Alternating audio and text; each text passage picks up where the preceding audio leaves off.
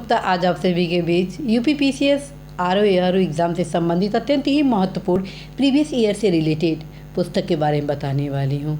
और साथियों, यह जानकारी देने वाली हूँ कि यदि आप इस पुस्तक का अध्ययन करते हैं तो निश्चित रूप से आप परीक्षा के पैटर्न से तो अवगत होंगे ही होंगे, साथ में आप इस चीज़ से भी अवगत होंगे कि कौन सा ऐसा टॉपिक है जो कि आपके एग्ज़ाम के लिए बेहद महत्वपूर्ण है, कौन सा ऐसा सब्जेक्ट है जिससे ज़्यादा क्वेश्चन पूछे जाते हैं और कौन कौन से ऐसे क्वेश्चन हैं जो एक साथ कई बार पूछा गया, अर्थात कई ऐसे क्वेश्चन हैं जो एक बार नहीं बल्कि बारंबार आपके इस परीक्षा में पूछे गए हैं। इस दृष्टिगत साथियों, प्रीवियस ईयर के क्वेश्चन आप सभी के परीक्षा के लिए बेहद उपयोगी है। तो साथियों, आप सभी प्रीवियस ईयर के क्वेश्चन सॉल्व करने के लिए अवश्य ही घटना चक्र के पूर्वावलोकन का अध्ययन करेंगे। घटना चक्र का जो पूर्वावलोकन है वो 8 सीरीज में निर्गत किया जाता है, जिसमें आप देख रहे हैं सामान्य विज्ञान, दूसरा राज्य आधारित प्रश्न, अर्थात इसमें आप उत्तर प्रदेश से संबंधित सारे प्रश्नों को पाएंगे जो कि यूपीपीसीएस आरओआर एग्ज़ाम में पूछे गए हैं।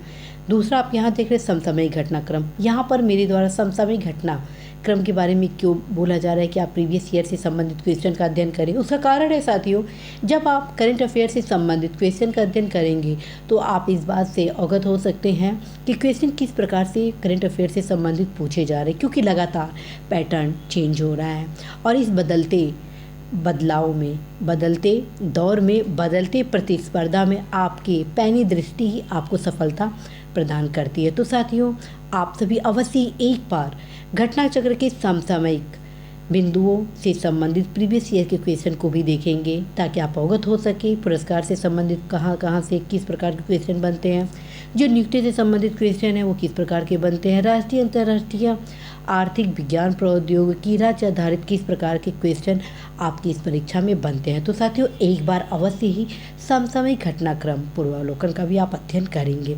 इसी प्रकार से साथियों, पर्यावरण परिस्थिति का ये जो सीरीज़ है वो अल्टीमेट है, क्योंकि इस सब्जेक्ट से जो क्वेश्चन पूछे जाते हैं लगभग 50% क्वेश्चन आप ये मान के चलिए प्रत्यक्ष अप्रत्यक्ष रूप से रिपीटेड होते हैं।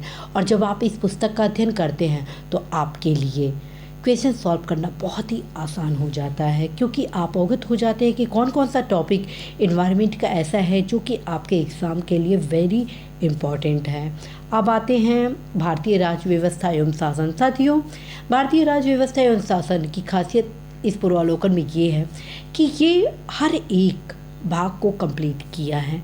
जो संविधान संशोधन से संबंधित क्वेश्चन हैं वो एक जगह समायोजित किया गया है। इसी प्रकार से जो आर्टिकल से रिलेटेड हैं, एज वेल एज फ्रेंड्स, आप देखेंगे कि मूल अधिकार से संबंधित जितने भी हैं, नीति निर्धारक तत्व से संबंधित जितने क्वेश्चन हैं, राष्ट्रपति, उपराष्ट्रपति, राज्यपाल, अदर जो क्वेश्चन है वो टॉपिक वाइज रूप में समायोजित किया गया है, जिससे आप इस चीज़ से अवगत हो सकते हैं कि ये टॉपिक अर्थात राज्य व्यवस्था जो लगातार महत्व प्राप्त कर रहा है, अर्थात पहली राज्य व्यवस्था से क्वेश्चन ज़्यादा नहीं पूछे जाते थे, लेकिन अब लगातार क्वेश्चन की संख्या बढ़ रही है। तो आप अवश्य ही राज्य व्यवस्था शासन के इस पूर्वावलोकन का अवश्य ही अध्ययन करेंगे। नेक्स्ट आप सभी के बीच आर्थिक सामाजिक विकास से संबंधित पूर्वावलोकन है।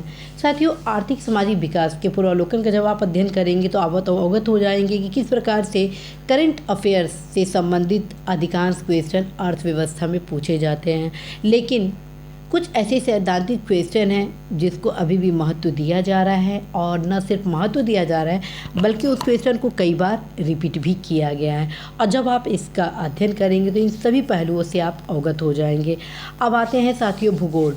भूगोल का ये जो किताब आप सभी के बीच दिख रहा है बहुत अल्टीमेट है। साथियों, मैं तो ये सजेस्ट करूँगी आप सभी को, हर एक टॉपिक जो यहाँ पे दिया है, जितने क्वेश्चन हैं, हर एक क्वेश्चन को पढ़ने के साथ आप मैप को अवश्य ही सॉल्व करेंगे। मैप में देखिए हर एक लोकेशन को, यदि झील से संबंधित टॉपिक दिया गया है तो आप ये देखिए कि यह झील कहाँ पर है, क्योंकि आंसर तो आपको यहाँ मिल गया कि ये एशिया महाद्वीप में इस देश में है, यहाँ पर है। जब आप एग्जैक्ट लोकेशन इस किताब के माध्यम से प्राप्त करते हैं और उसी समय आप मैप पर उसको स्टडी करते, एग्जीक्यूट करते हैं, तो फ्रेंड्स ज्योग्राफी की जो समस्या है वो आपका निदान होगा। क्योंकि आप सभी को अवगत कराना है कि जब आप इस किताब का अध्ययन करेंगे तो आप अवगत हो जाएंगे कि 70 to 75% क्वेश्चन मैथ से रिलेटेड ज्योग्राफी में पूछे जाते हैं। तो साथियों, इस प्रीवियस ईयर का क्वेश्चन आपके लिए बेहद उपयोगी होना है, क्योंकि बहुत सारे ऐसे क्वेश्चन हैं जो बार बार रिपीट भी किए जाते हैं। आते हैं अब भारतीय इतिहास। साथियों, भारतीय इतिहास का काफ़ी इंटरेस्टिंग ये पूर्वावलोकन है, क्योंकि इसमें प्राचीन भारत का अच्छा खासा समायोजन किया गया है, मध्यकालीन भारत का अच्छा खासा समायोजन किया गया है, आधुनिक भारत का अच्छा खासा समायोजन किया गया। और इसकी विशिष्ट बातें हैं कि हर एक काल परिस्थिति को क्रमबद्ध रूप से सजोया गया है। जितने भी क्वेश्चन पूछे गए, जैसे मान लीजिए यदि सिंधु घाटी सभ्यता से संबंधित क्वेश्चन पूछा गया है, तो जितने भी प्रीवियस ईयर के क्वेश्चन होंगे वो एक ही टॉपिक से समायोजित किया गया। साथ में आप देखेंगे संबंधित टॉपिक के जो महत्वपूर्ण फैक्ट है उसको बॉक्स वाइज में सजाया गया है, ताकि आप क्वेश्चन को सॉल्व करते ही आप जो बॉक्स में जितने भी फैक्ट हैं उसको भी पढ़ सकेंगे। तो साथियों, मैं आप सभी को ये सजेस्ट करती हूँ कि यदि आप सभी इस किताब को पढ़ते हैं तो निश्चित रूप से साथियों आप सभी को लाभ होना है। यदि प्रीवियस ईयर के क्वेश्चन को आप सॉल्व कर रहे हैं तो नो डाउट यह किताब आपके लिए बेहद उपयोगी है। अवश्य इस किताब को पढ़ें, ये किताब आप सभी के लिए बहुत ही उपयोगी साबित होने वाला है।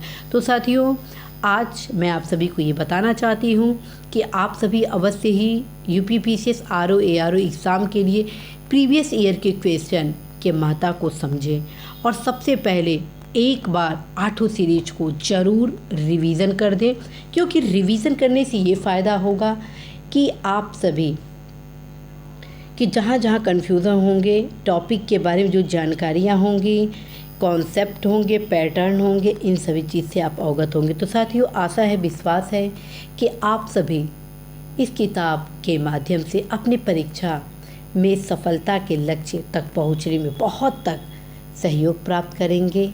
पूरा आशा है यह भी कि आप सभी कदापि निराश नहीं होंगे, और जहाँ पे भी आप सभी को कोई समस्या होती है अवश्य ही कमेंट बॉक्स में अपनी समस्याओं को लिखेंगे। साथियों, निश्चित रूप से समय अभाव के कारण मेरे द्वारा कमेंट बॉक्स में तत्काल रूप से आप सभी को आंसर नहीं दिया जाता है, लेकिन आप सभी के पूछे गए प्रश्न कमेंट को मैं अवश्य ही पढ़ती हूँ, और कमेंट के क्रम में ही ये जो तमाम क्लासेस आप देख रहे हैं आप सभी के बीच लाती हूँ। All the best.